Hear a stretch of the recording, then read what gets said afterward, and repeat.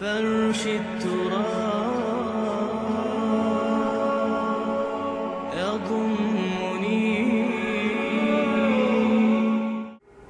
اعلان بالفور 1917 یہودی آباد ہونے شروع ہو گئے، اور اصل میں اسی کے لیے خلافت کو منسوخ کرایا گیا. سلطان عبد الحمید، اگرچہ یہ ترکی خلافت جو ہے مرد بیمار کمزور، پھر بھی وہ مسلمانوں والا جذبہ اتنا تھا، انہیں بڑی سے بڑی رشوت پیش کی گئی تھی.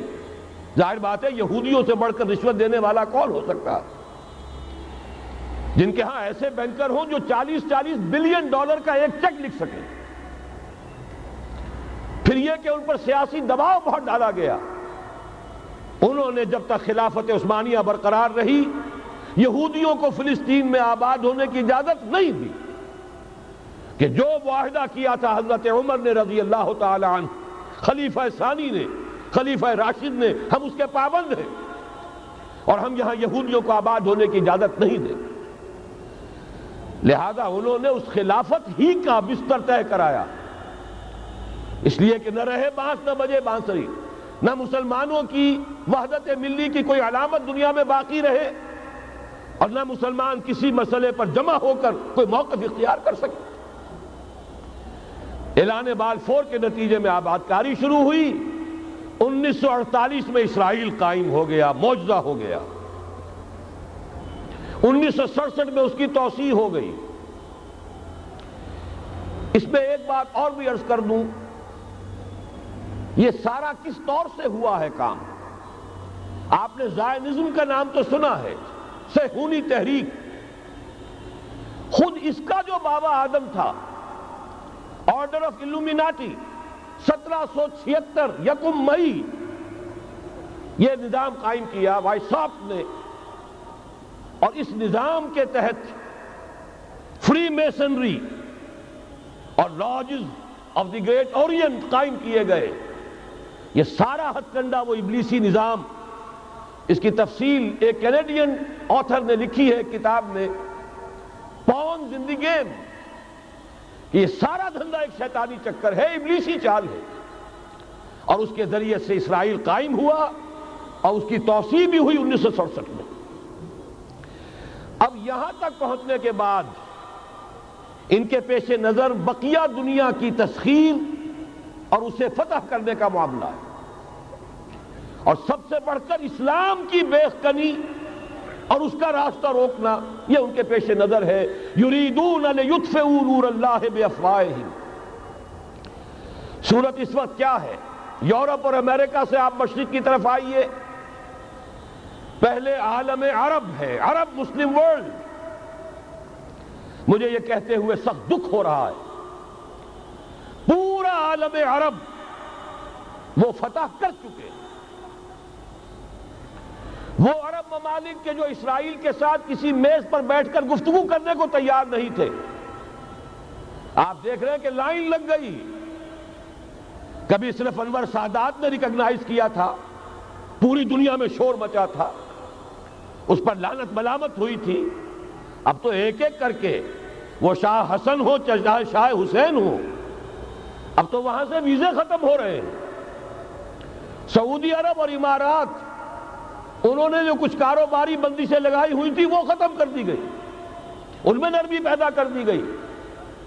یہ صورتحال ہے کہ واقعتاً ان کی جو عالمی تسخیر کا پروگرام ہے وہ آگے بڑھ رہا ہے، اور بدقسمتی سے امت مسلمہ کا جو قلب ہے، اس امت کا قلب امیین پر مشتمل ہے.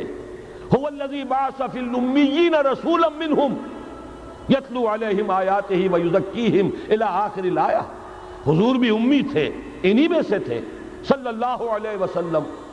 لیکن آج وہ قلب جو ہے عالم اسلام کا، وہ یہودیوں کے شکنجے میں کسا جا چکا ہے. اکثر وہاں کے جو حکمران ہیں امریکہ کے ایجنٹ ہیں، سٹوجز. یہ حالات جہاں تک عالم عرب کا تعلق ہے تلخ حقائق ہیں جو بیان کر رہا ہوں، اس لیے کہ آپ کے سامنے رہنا چاہیے. یہ جو اقبال نے کہا کہ دنیا کو ہے پھر مار کا روح و بدن پیش، ابلیس نے پھر اپنے درندوں کو ابھارا، اللہ کو پامردی مومن پہ بھروسہ، ابلیس کو یورپ کی مشینوں کا سہارا، یہ دوبارہ ایک بہت بڑے پیمانے پر حق و باطل کا گھمسان کا رنگ پڑنے والا ہے۔ ملاحم کی جو حضور صلی اللہ علیہ وسلم نے پیشین گوئیاں فرمائی، الملحمۃ العظمی، تاریخ انسانی کی عظیم ترین جنگ جو ابھی آنے والی ہے، اس کو سمجھ لیجئے اچھی طریقے سے کہ اس میں جو قوتیں ایک دوسرے کے مقابل آ رہی ہیں وہ کون سی ہیں۔ نیو ورلڈ آرڈر کہنے کو امریکہ کے زیر قیادت ہے، حقیقت میں امریکہ خود یہودیوں کے پنجے میں ہے۔ یہ وہی ابلیسی طاقت ہے جو آگے بڑھ رہی ہے۔ عالم عرب کو فتح کرنے کے بعد اب ان کے پاس اگلا عالم اسلام کا حصہ ہے، غیر عرب مسلم ورلڈ۔ ایران ہے، اس کے شمال مشرق میں ترکستان ہے، روسی اور چینی، مشرق میں افغانستان ہے، پاکستان ہے، یہ ایک بہت بڑا سالڈ بلاک ہے۔ اس کے بعد اگرچہ ہندوستان آتا ہے، بھارت، ظاہر بات ہے کہ وہاں مسلمان اقلیت میں ہے سوائے کشمیر کے، لیکن یہ نوٹ کیجئے کہ وہاں بھی کم سے کم 15-18 کروڑ مسلمان موجود ہیں۔ آج بھی دنیا کا سب سے بڑا ملک جس میں مسلمانوں کی تعداد اور جن کی نفری سب سے بڑھ کر ہے وہ بھارت ہے۔ اس کے بعد پھر انڈونیشیا، ملائیشیا ہے، اس سے آگے ہے پھر فار ایسٹ، ابھی انہیں فتح کرنا ہے۔ نیو ورلڈ آرڈر کا یوں سمجھئے کہ ابھی یہ ہارڈ نٹ ٹو کریک، ابھی ایک لوہے کا چنا ہے چائنا کی شکل میں موجود۔ اور مجھے یاد آ رہا ہے ڈی گال کے الفاظ بہت سے لوگوں نے سنے ہوں گے، اس نے کہا تھا کہ ہم نے خام خواہ روس کو اپنا دشمن بنا لیا ہے، وہ تو ہمارا بھائی ہے، وائٹ ریسس، وہ تو بنیادی طور پر یورپین قوم ہے۔ Beware of the yellow masses of the east, تمہیں گھبرانا چاہیے، تمہیں خبر لینی چاہیے، وہ مشرق بعید کے جو زرد رو لوگ ہیں، China, Indochina, Japan, yellow races. ابھی اس نیو ورلڈ آرڈر کے لیے جو فتح عالم اور تسخیر عالم کا پروگرام ہے، اس میں پہلے غیر عرب مسلمان دنیا اور پھر یہ فار ایسٹ کا خاص طور پر یلو ماسز، یہ ہے کہ جنہیں ابھی انہیں ٹیکل کرنا ہے۔ اور اسی لیے میں عرض کرنا چاہتا ہوں، حقائق ہمارے سامنے رہنا چاہیے۔